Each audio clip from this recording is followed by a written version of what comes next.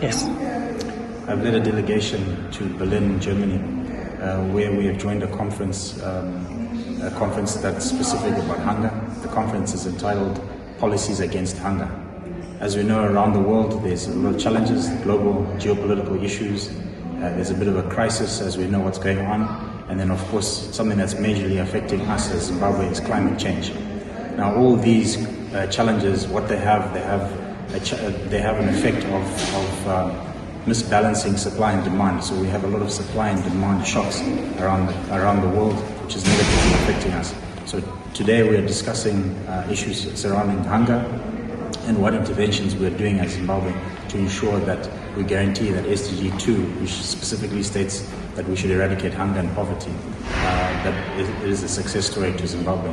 As you know, in Zimbabwe we have just come out of a drought, most devastating drought since independence, whereby due to climate change we did not receive sufficient amount of rainfall.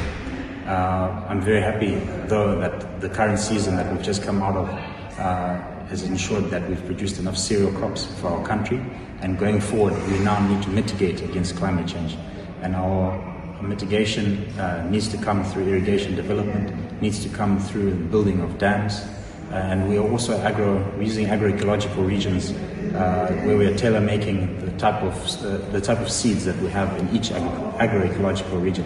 So there are many interventions that we're doing as government, but specifically talking about irrigation development, we have a target of 497,000 hectares of irrigation development.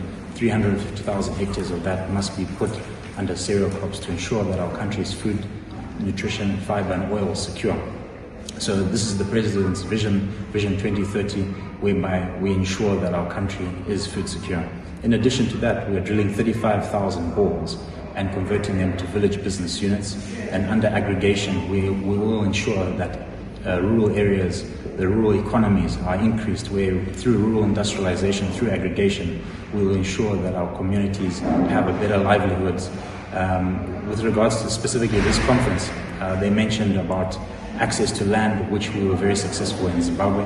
They also mentioned about gender equality, ensuring that women and youth have access to agricultural inputs in the sense of the value chain itself. And we have our village business units that are proving to be typical examples of today's interventions by government, whereby women and youth are really taking over and really pushing the agricultural economy and the sector. So we have a very good success story, but we still need to do more.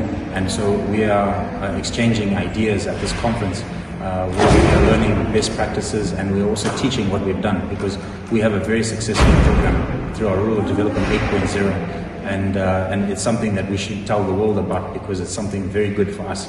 All of this, as I mentioned, is ensuring that Vision 2030, our President's vision of uplifting the livelihoods of each and every person of Zimbabwe, is truly a success. For us to get to a successful Vision 2030, we need to ensure our country's food, nutrition, fiber and oil secure, and that's exactly what we are doing.